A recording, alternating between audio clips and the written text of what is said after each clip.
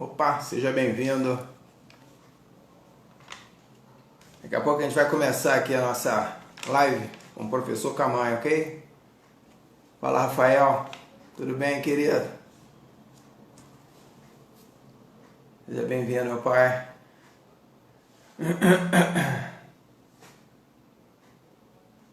Vamos que vamos.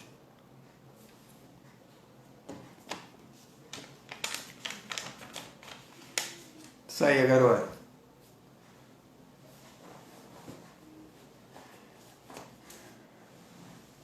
Isso aí. Daqui a pouco entra ele aí, tá? Ele deve estar chegando. Não vou dizer que ele está vindo de Minas, né? Fala, Fernando. Seja bem-vindo aí, querido.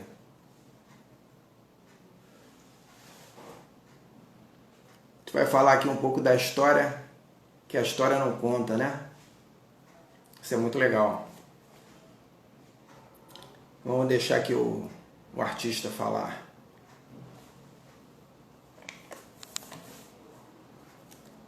Pena que a gente tem pouco tempo por aqui, mas vai ser legal, vai ser bacana.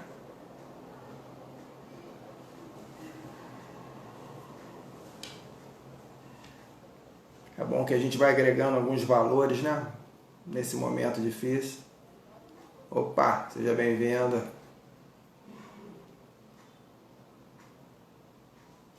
Espaço Herbalife, seja bem-vindo aí.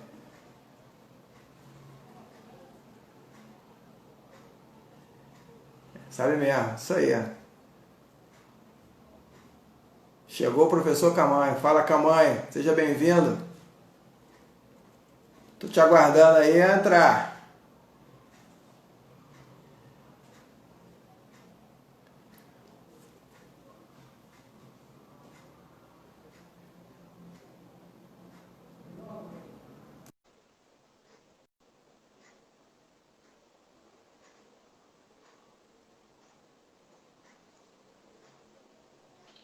Pá, tá chegando o homem aí.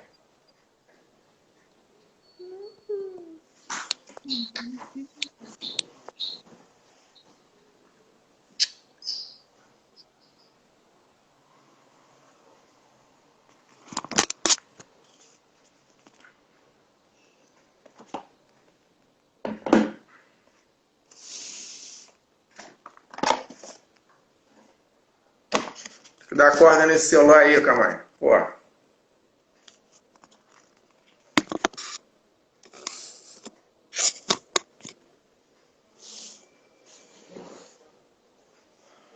Tá me ouvindo aí, não? Oi, Rilma. Tá chegando aí.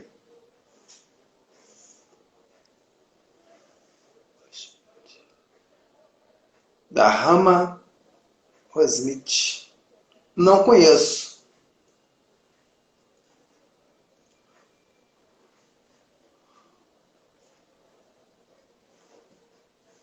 Mas vamos lá.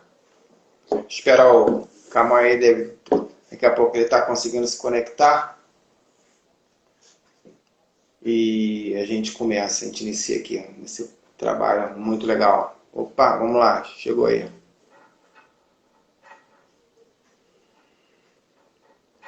Magnum Magistério.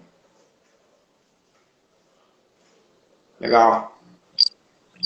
Opa! E aí? Tudo bem, Camanho? Tudo jóia, meu grande amigo. Isso aí. Pô, que prazer estar contigo aqui, né? Sabe que te amo muito, né? Tu é o... Obrigado, o prazer é nosso. E aí, eu te convidei aqui porque eu sei, né?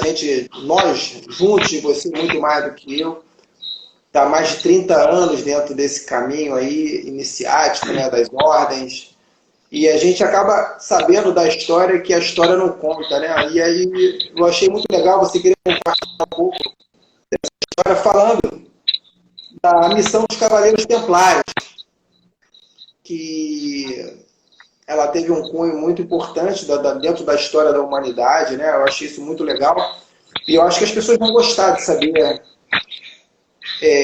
ou atualmente você vê aí na televisão, o Cavaleiro Templário disso, Cavaleiro, mas o que é isso, né? Então, como surgiu isso? E você, quando bateu um papo comigo, você falou da eterna polaridade, né, entre o bem e o mal, dessa ligação aí dos movimentos de construção, destruição de tudo. Né? Ou seja, toda a origem do universo, ela sempre está construindo, destruindo, construindo, destruindo. Você poderia, assim, dar uma explicada para a gente o porquê os Cavaleiros Templários, essas estruturas estão ligadas aí? Pois não, Renato. Se nós fizermos uma análise mais profunda da história da humanidade, lembrar que as situações se desenrolaram sempre nessa eterna polaridade entre dois polos, entre o bem e o mal, entre a luz e as trevas, entre o amor e o ódio, e assim sucessivamente. Essa polaridade, por sua vez, calcada em movimentos construins e destruem. No latim, movimentos de construção e desconstrução. Isso tudo numa trajetória cíclica, quer dizer, através de eras, através de idades, em que se constrói algo até o posteriormente destruído, para que surja um outro momento, uma outra idade, de tal maneira que as experiências adquiridas em cada idade nessa trajetória da evolução da humanidade, essas experiências são adquiridas e absorvidas nessas idades.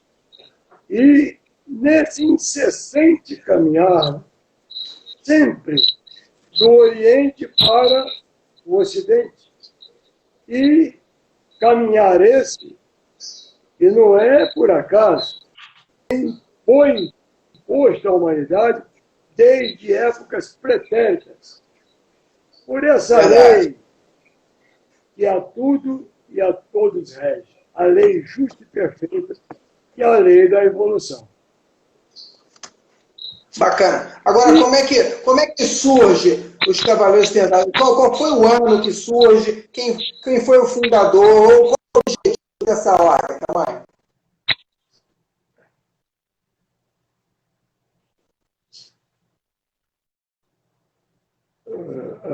Renato, me permita, antes de responder a sua pergunta, eu preciso fazer aqui um pequeno comentário, porque os que estão me ouvindo já devem estar assim aflitos, tentando entender o porquê desse preâmbulo que eu fiz sobre a polaridade e os movimentos de construção e desconstrução.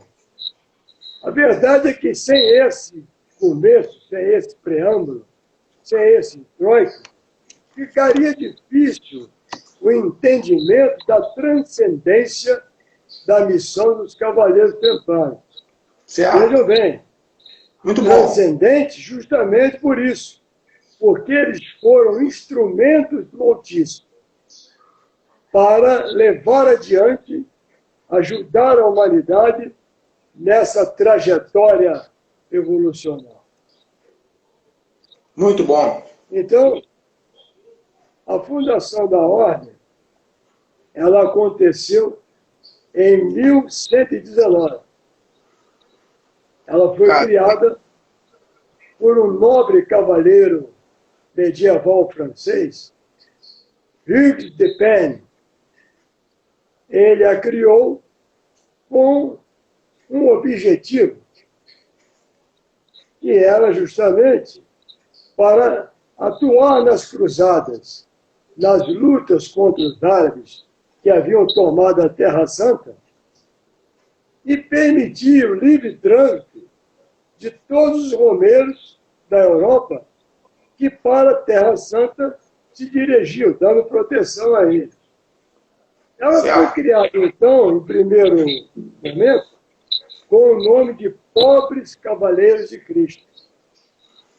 Como o rei Balduíno II, o rei de Jerusalém, tinha cedido aos templários um palácio junto às ruínas do Templo de Salomão, eles lá se instalaram.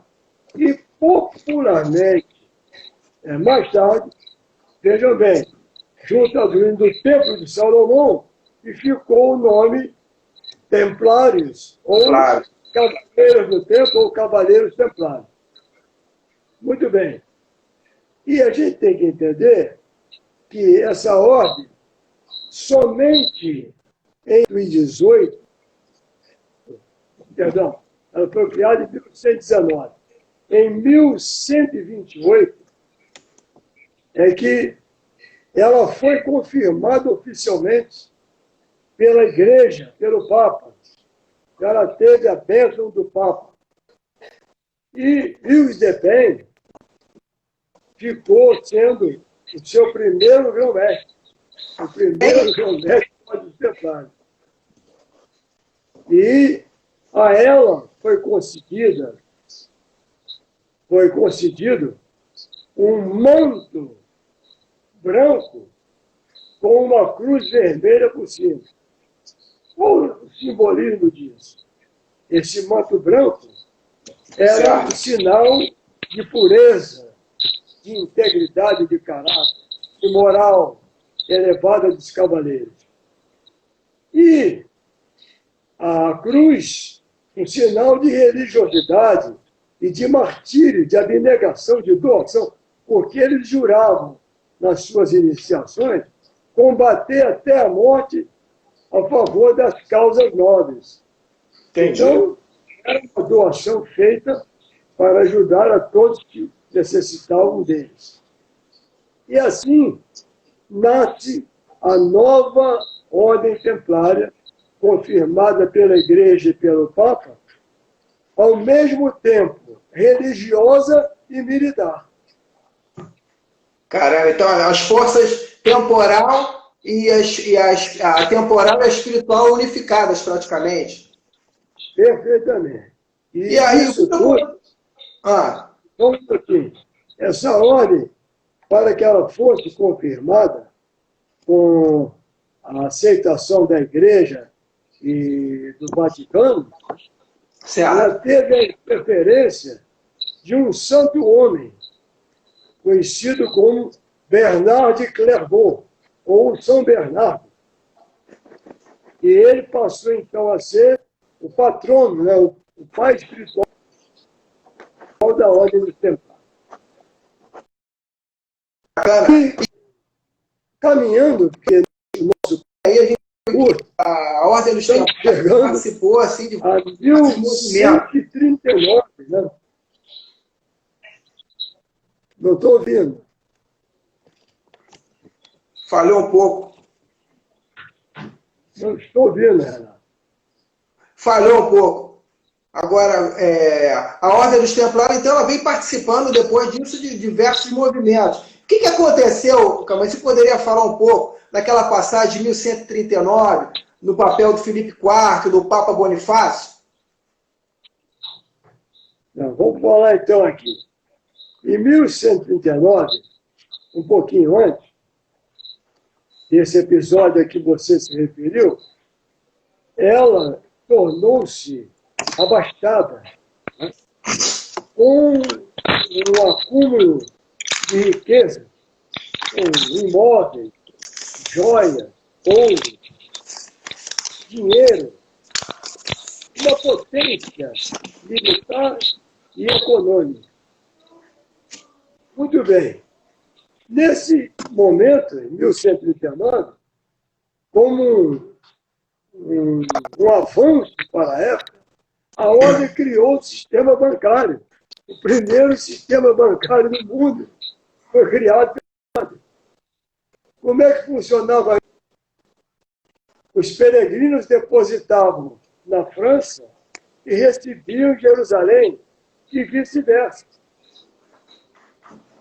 Olha só o avanço atingido por essa ordem. Então, ela se tornou, com esse acúmulo de riqueza, proveniente dos despojos de guerra e também de doação daqueles nobres senhores feudais, que deram a eles palácios, terras, enfim.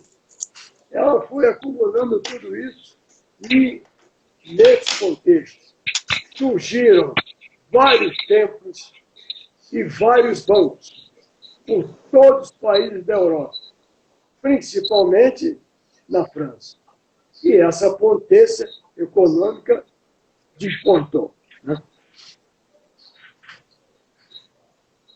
É nesse contexto, então, como você tinha falado antes, que Filipe o Belo, né? Filipe IV o Belo, um velhaco, um safado, ele estava praticamente falido, com dívidas enormes, e pretendeu assenhorear-se das riquezas dos templários. Para tal, maquiavelicamente agindo, né, traiçoeiramente, astutamente, ele bolou um plano, né, e mandou, exigiu que eles fossem presos sob acusação de heresia, veja só, para que fossem julgados pela Igreja, pelos tribunais da Santa Inquisição. Aí cabe aí uma ligeira ironia, né? Santa, entre aspas.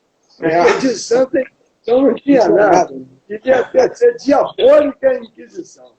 É verdade. Porque pelos crimes cometidos contra a humanidade, ela queimou milhares de pessoas inocentes. E os processos eram verdadeiras farsas para poder queimar os inocentes e afirmar o poder da igreja, porque ninguém podia estar contra o que a igreja afirmava, porque era acusado de heresia.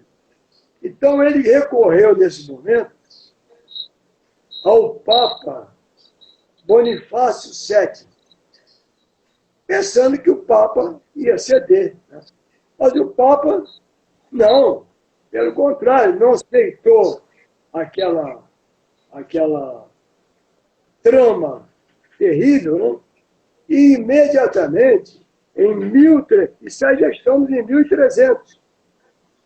Em 1301, o Papa envia uma bula ausculta fili, em latim quer dizer, escuta filho, uma reprimenda, né, às ideias do rei. Aí o rei, vendo que não conseguiria o apoio da igreja e do Papa, o que ele fez? Ele convoca os Estados Gerais. Na França Antiga, os Estados Gerais era uma assembleia com representantes do clero, da nobreza e do povo. Com essa convocação, ele passa a ter plenos poderes, inclusive sobre a igreja. O Papa fica refém de Filipe IV. Do próprio Aí o que ele faz? Ele pega a bula papal, ou escuta filho, rasga em praça pública e manda prender o Papa. E tudo, então, fica a seu bel prazer para ele poder levar à frente as suas maquinações. O Papa Bonifácio VII, mesmo posto em liberdade, não suportou essas injúrias e acabou morrendo de profundo desgosto. Bom, que loucura, né, rapaz? Tu vê que sempre é a mesma coisa, né? A história se repete realmente, né? hein? Não ouvi. Repete, por favor. A história se repete, né? Sempre no construis e destruis. A história se repetindo. Bem, muito bem. Só que acontece o seguinte, a história continua. E aí, com a morte de Bonifácio VII, entra um novo Papa, já aí praticamente prisioneiro, refém Do rei. do quarto rei da França. Trata-se do Papa Clemente V, um Papa fraco, um medroso, né? Um ser fuzilante e que cede às pressões do rei. E acaba, então, permitindo que Filipe IV prenda os cavaleiros templários. Isso aconteceu, a prisão deles, em 1307. 307. Em 1308, a ordem foi suprimida. Putz. Acontece que, nesse período, de 1307 a 1314, foram 7 anos de torturas impostas aos heróicos cavaleiros das cruzadas. Eles sofreram os maiores martírios. Caramba. Acusados de heresia, acusados de idolatria, acusados de sodomia, né? De homossexualismo. E a gente sabe que não havia nada disso. E acabaram, então, com muitos na cadeia, morrendo por causa das torturas. Alguns se suicidaram e a grande maioria acabou na fogueira. Mas quando a gente pensa que acabou tudo, que a ordem acabou, a gente tem que fazer uma explicação. Em 1307, quando a ordem foi dada para a prisão dele, tá piando pra caramba aí. Houve um vazamento e eles conseguiram, muitos conseguiram fugir. E foram se esconder em várias ordens iniciáticas por toda a Europa, principalmente na Inglaterra e na Escócia, que já não obedeciam às ordens papais. E também foram para Portugal. Jacques de Molay, que nessa época, 1314, quando eles foram... Caramba, cara. Espera só um minutinho. Tá piando pra caramba aí. Eu não sei se tá tendo alguma interferência aí de canal. Não sei se... Melhorou, agora melhorou. Agora melhorou. Melhorou? Agora tá. Melhorou. Agora tá legal. Continuando. Pode falar, agora tá bom. Jacques de Molay era o grão-mestre da ordem. Então, já como eu havia dito antes, em 1307, quando eles foram presos, na véspera da prisão, houve um vazamento. E eles tomaram conhecimento da ideia do rei. E fugiram muito. Jacques de Molay e uma grande quantidade de templários, acreditando no poderio da ordem e que teriam a proteção da igreja, resolveram enfrentar. E aí eles se deram mal, porque com o poderio do rei, com o Papa nas suas mãos, eles acabaram sendo queimados na fogueira. Acontece aí um fato interessantíssimo. Jacques de Molay, na hora do suplício... Isso aí foi em que ano, Camargo? Isso aí foi em que ano, só para situar? 1314. 1314. Isso aí está vinculado àquela profecia celta, não? Vamos repetir aqui. Em 1307, eles foram presos. Certo. Em 1307, Em 1303 eles foram presos. Isso. De 1307 a 1314, ocorreu aquele processo enorme, uma farsa tenebrosa. Mas faz total. E em 1314, eles acabaram condenados e foram lançados à fogueira, aqueles que não fugiram e ficaram. Os que fugiram em 1307, como eu já disse, se camuflaram nas ordens iniciáticas de toda a Europa, né, principalmente Inglaterra, Escócia e Portugal. Já que demorei, no momento com o fogo queimando as pernas dele, ele lança um anátema, porque o Filipe estava assistindo ao suplício numa janela do seu palácio em Paris. E ele lançou um anátema, uma maldição, e disse o seguinte: intimo o rei e o papa a comparecerem perante a justiça divina no prazo de um ano. Nossa. Nós que somos espiritualistas sabemos poder a energia do pensamento e da palavra. Quando se pensa com firmeza, cria-se uma forma pensamento. E quando se fala, dá-se animação a essa forma. São os que todo mundo conhece. Né? Ora, ele já deu a greve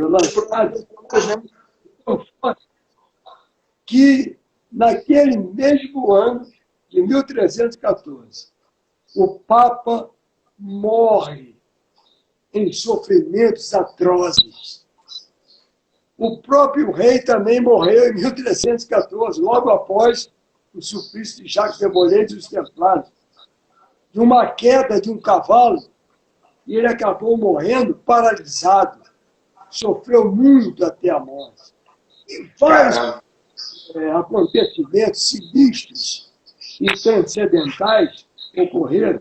E eu não vou aqui me prolongar, porque eu não tenho muito tempo, mas muitos que atuaram nesse processo tendencioso contra os templários, certo. eles sofreram martírios, morreram de mortes completamente inexplicáveis. Entendeu? Então, o anátema se cumpriu totalmente. Mas aí eu vou dar um... E aí se deu aí se deu a extinção dela, da ordem? Aí se deu a extinção da ordem dos templários? Peraí. Aí que está. Com essa extinção, quando a gente pensa que acabou tudo, né? Eu já falei que eles fugiram. Isso. Então, é comum... Tem uma profecia celta aí na jogada. Não tem uma profecia celta aí nessa jogada? Repete.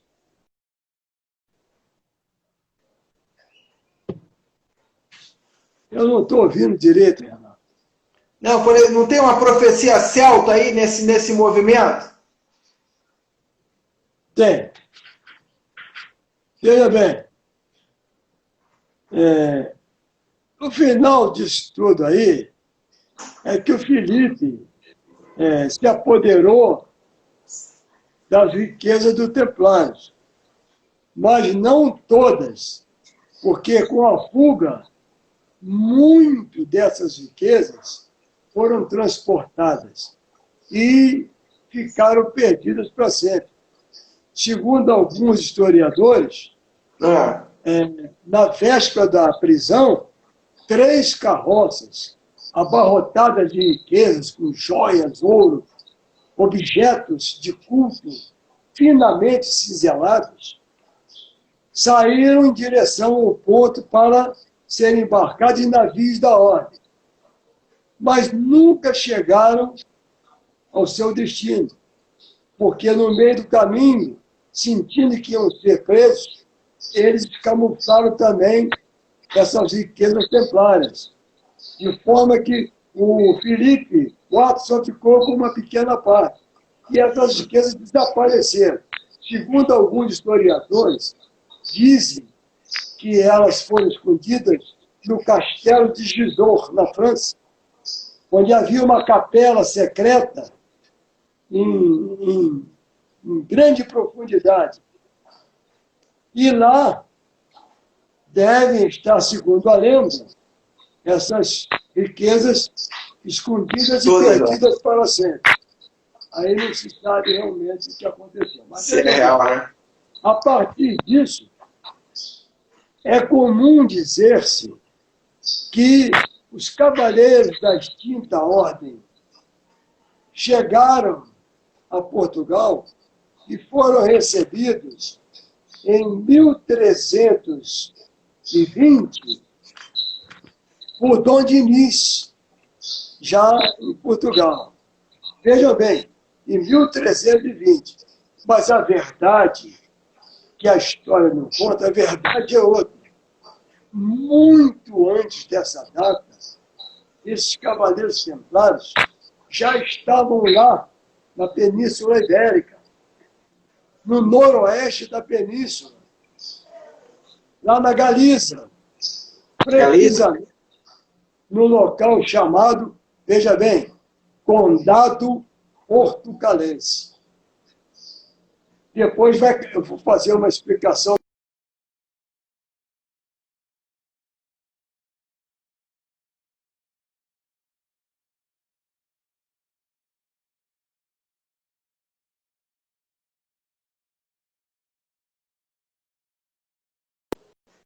Daqui a pouco ele consegue voltar aí. Portucalense veio se transformar no reino português. Mas vamos deixar esse lado por enquanto. Eles já estavam lá no Condado Portucalense, atuando nessa região mística. Vejam bem, ao lado do príncipe Dom Afonso Henriques, ajudando-o para fazer a independência desse condado portucalense e fundar a nação portuguesa e, consequentemente, o reino português. Aí você começa a entender o porquê dessa presença desses cavaleiros lá nessa mística região do noroeste da Península Ibérica.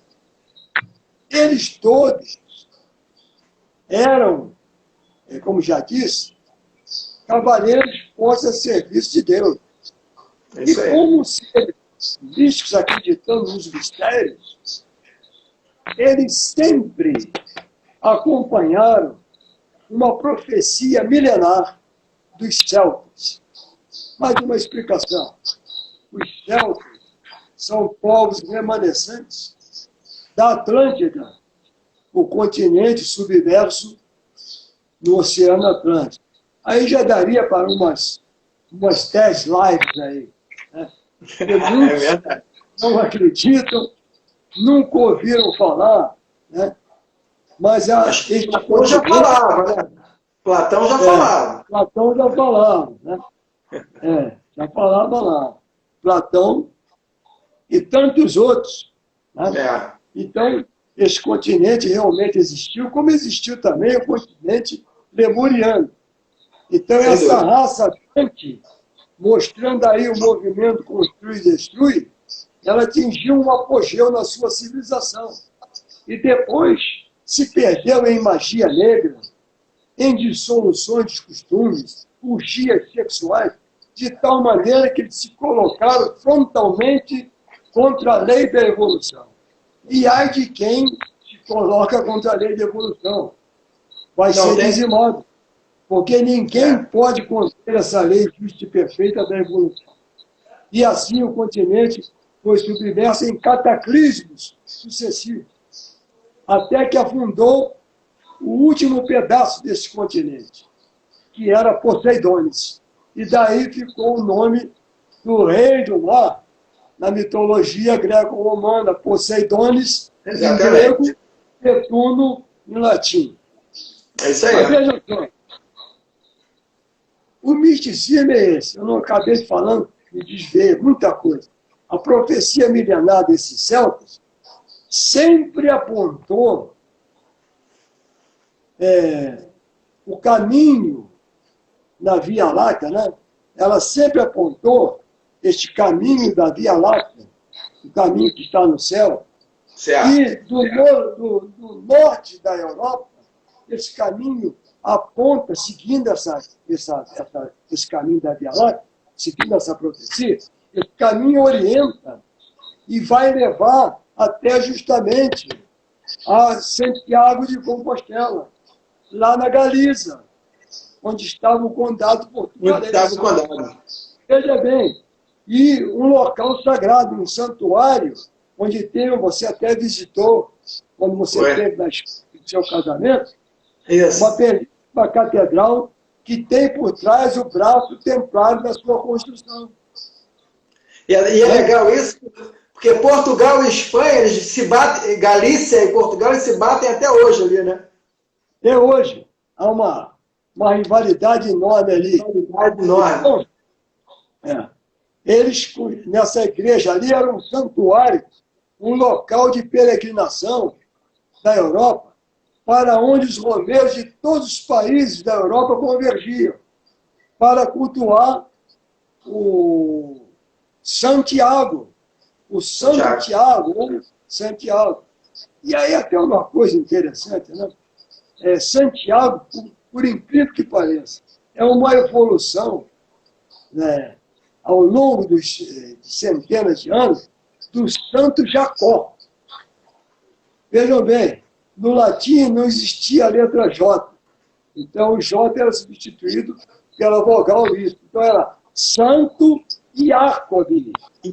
Mais tarde cai o O. Né? Uma síncope, cai no meio O. E fica Santiagobi. Depois tem uma apócope, cai no final o B. E fica Santiago. Esse que se transforma para G e dá Santiago. Veja que maravilha da língua portuguesa. Né? Uma evolução de Santo Jacó para... Mas vejam bem, olha aí o misticismo. E aí, o porquê dele na península? Seguir essa profecia que ela apontava do norte da Europa para Santiago de Compostela na Galiza, e seguindo ainda esse caminho da Via Láctea, vinha dar pelo oceano, justamente no Brasil, mormente apontando para o Planalto Central. E onde é que Juscelino levou a capital, que estava no Rio de Janeiro? Levou para lá, para o Planalto Central, que é um local também místico. Todo mundo cumprindo profecia também, né? Hein? Cumprindo uma profecia também, né? Cumprindo a profecia aí de Dom Bosco e essa profecia milenar dos celtas. Né? Mas acho que já ficou bem entendido. Bom, lá nessa época, de 1128 até 1139, veja bem, de 1128 até 1139, os cavaleiros templários, ao lado do príncipe Dom Afonso Henrique, eles lutaram heroicamente para que se efetivasse o desmembramento do condado portucalense, porque, na verdade, agora eu vou explicar, o condado portucalense era uma possessão do rei de Leão e Castela. Era da Espanha. E como é que ele ficou sendo esse conde? Como é que aconteceu o condado? O conde Dom Henrique de Borgonha, o cavaleiro medieval francês, ele foi para a Espanha lutar nas cruzadas, na guerra contra os mouros, para expulsar os mouros da Península Ibérica. E pelos seus serviços prestados, a coroa da Espanha, o rei deu a ele a mão, né, da sua filha, chamada Dona Tareja, uma princesa espanhola, e deu essa enorme quantidade de terras, que ficou sendo, então, o condado, porque ele era um conde, né? O conde Dom Henrique de Borgonha, o condado portugalense. Do casamento, essa união, nasce o príncipe Dom Afonso Henrique. Ora, Dona Taera, após morrer o marido, ela passa a ser a princesa, e ela passa a reinar no condado. E o rei, o príncipe Dom Afonso, pretendia a emancipação urgente desse condado portugalense para transformá-lo mais tarde no reino português. A mãe era um empecilho, ela tinha que ser eliminada. E não houve jeito.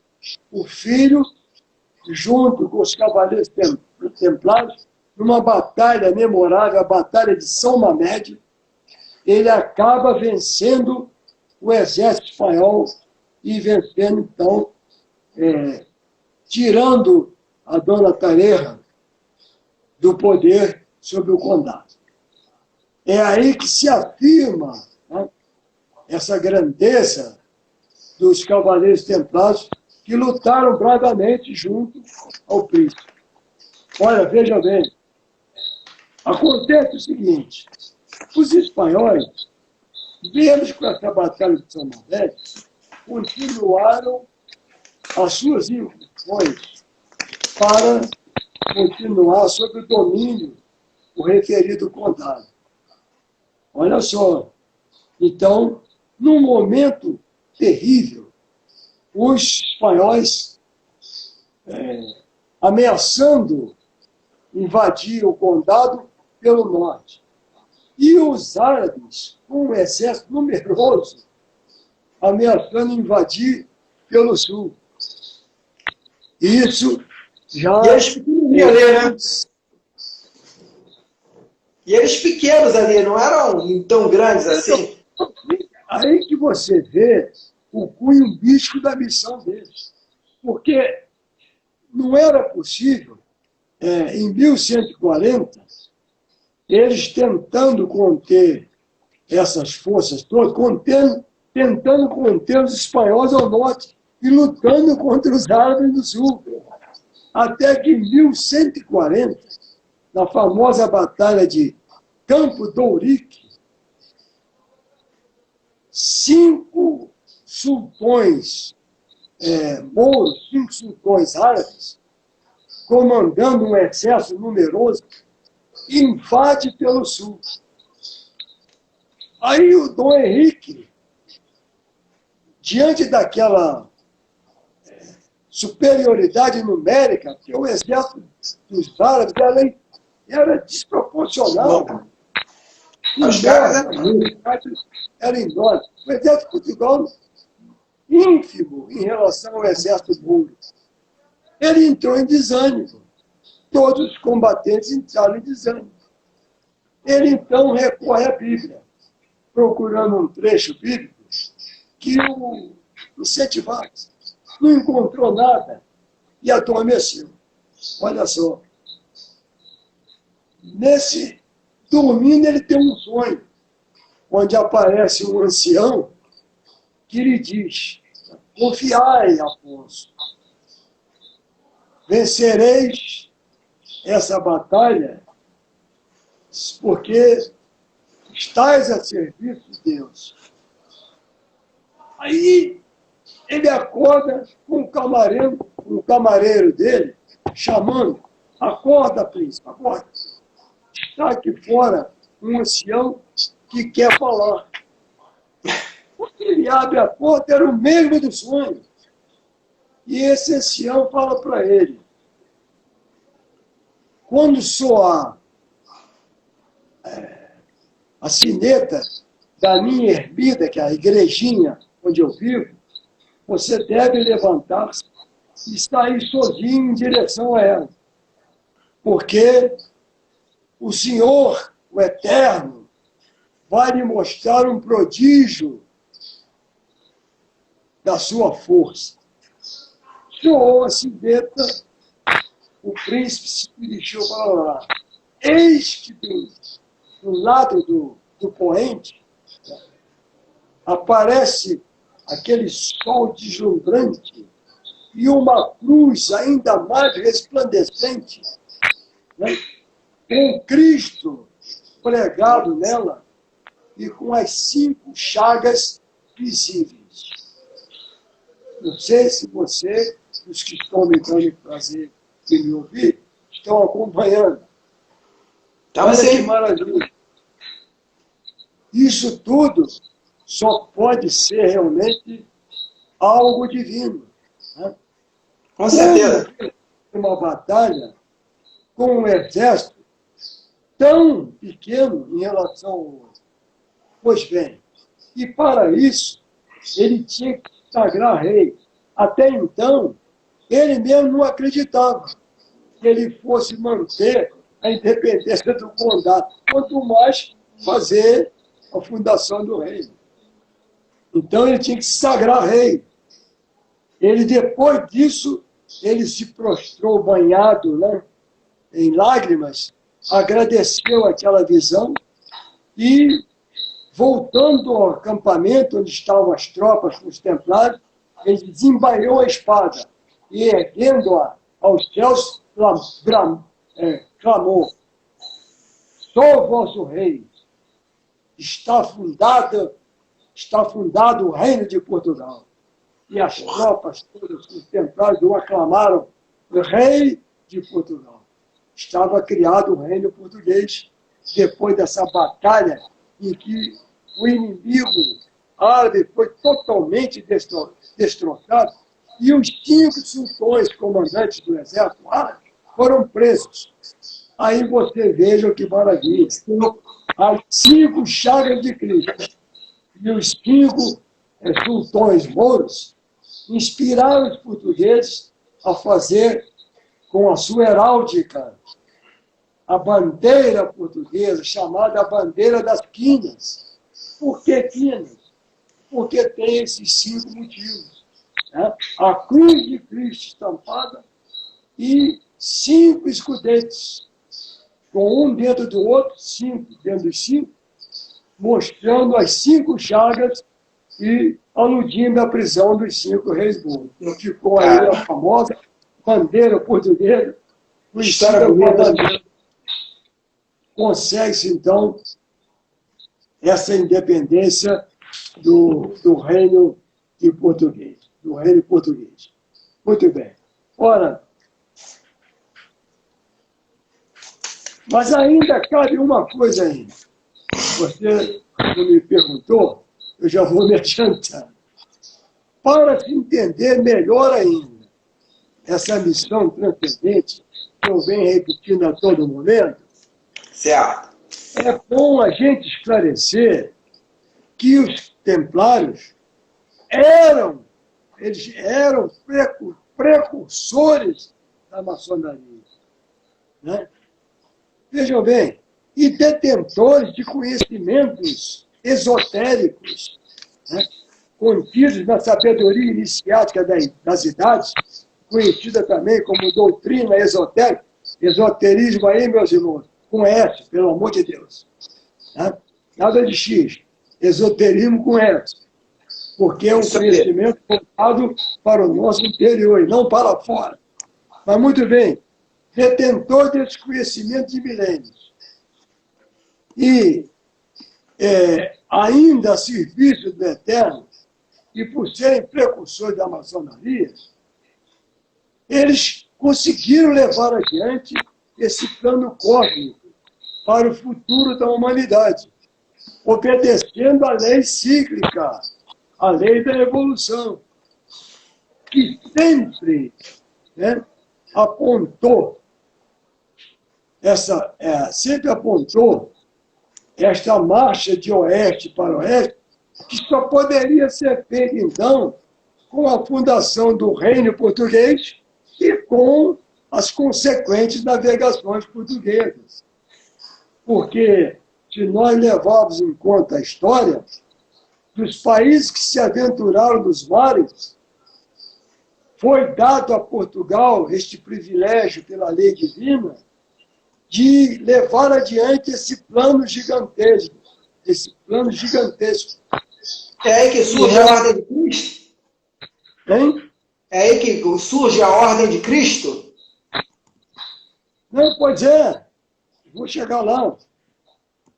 É nesse momento, então, que eles já estavam, já muitos ainda, né, já estavam lá, e os outros que ficaram ainda pela Europa voltaram para Portugal e continuaram a ser recebidos por Dom Diniz e camuflados agora na ordem de Cristo.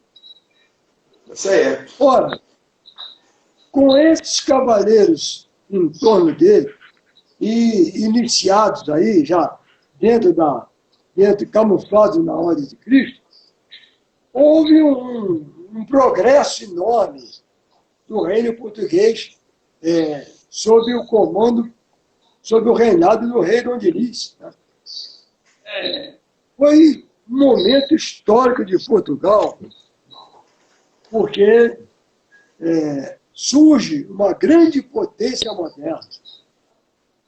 Dom Diniz deu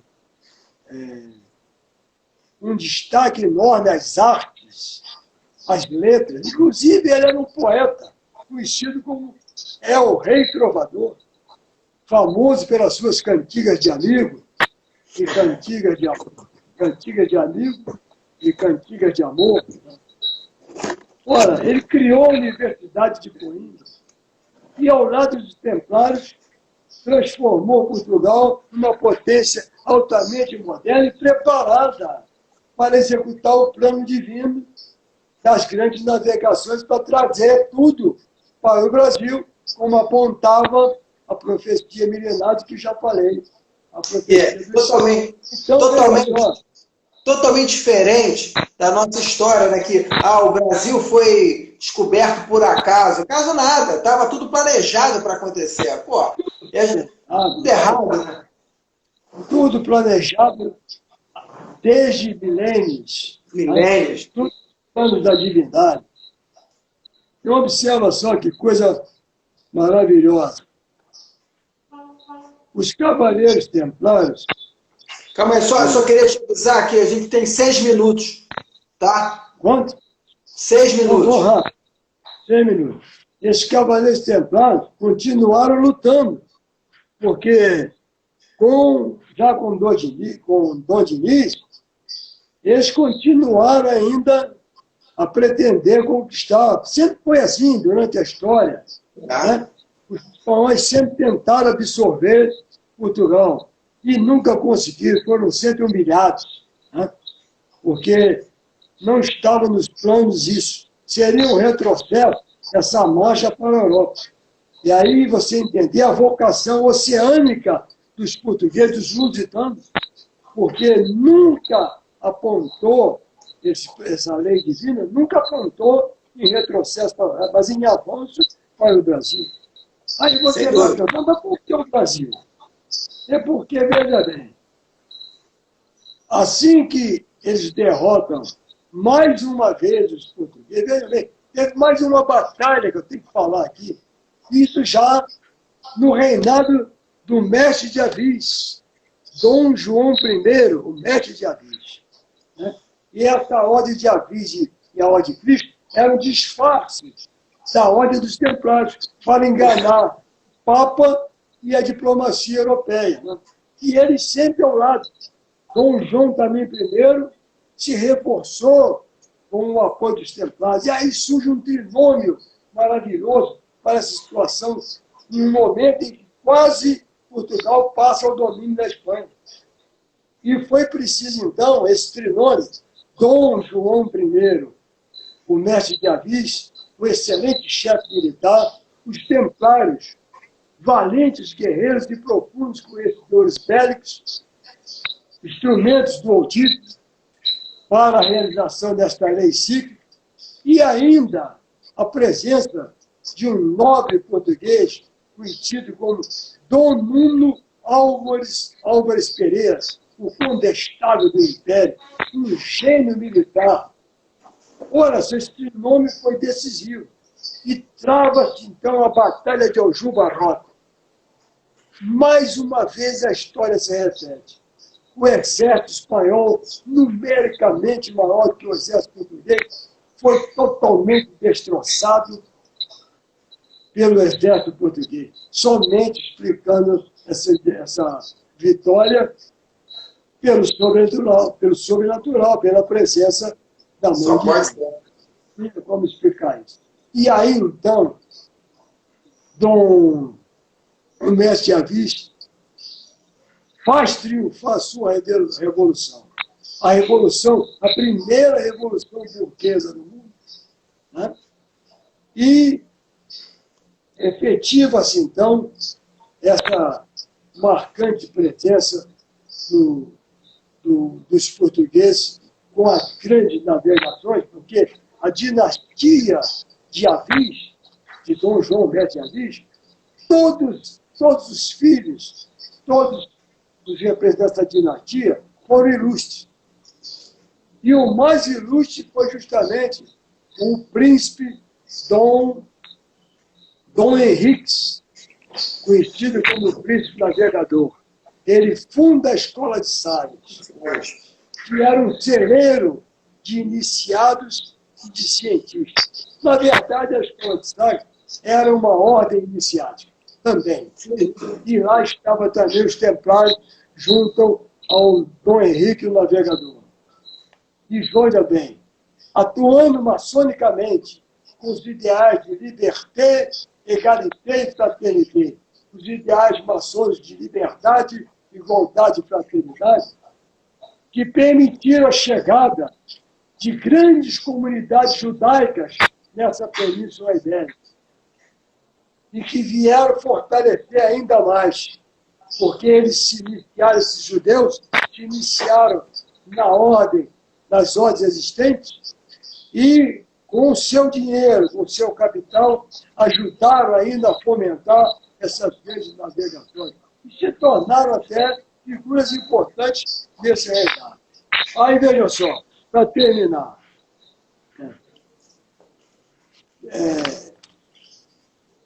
essa lei divina, desde épocas pretéritas, desde tempos primitivos, ela sempre determinou o translado dos tesouros orientais de Oriente para o Ocidente.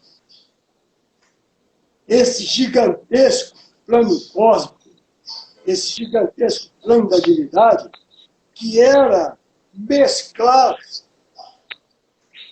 o homem oriental com o homem europeu, né? Com portugueses, com os europeus, com os orientais, com os europeus e com os africanos e também com os indígenas do Brasil. Mas por que isso tudo? Olha, meus amigos, todo mundo já está sabendo. Porque o Brasil que é a futura terra do Avatar, a ilha imperecível, o futuro reino de Deus. Terra prometida.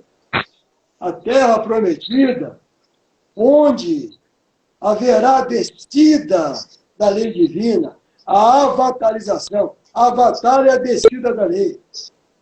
E ele vai justamente encarnar-se nas terras brasileiras para trazer a tônica da nova idade. Nós estamos saindo de uma era gasta e apodrecida, uma caliuga, uma idade negra, para entrar numa catiuga, uma idade única. E tudo vai acontecer.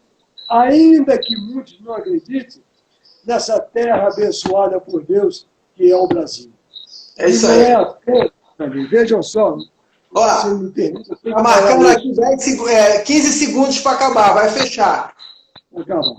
Então, eu já não posso mais falar, mas todos já entenderam que tudo tinha que acontecer assim. Eu quero... Vou marcar outra. Um abraço a todos que estão me ouvindo, a todos os irmãos. Vai ficar gravado, hein?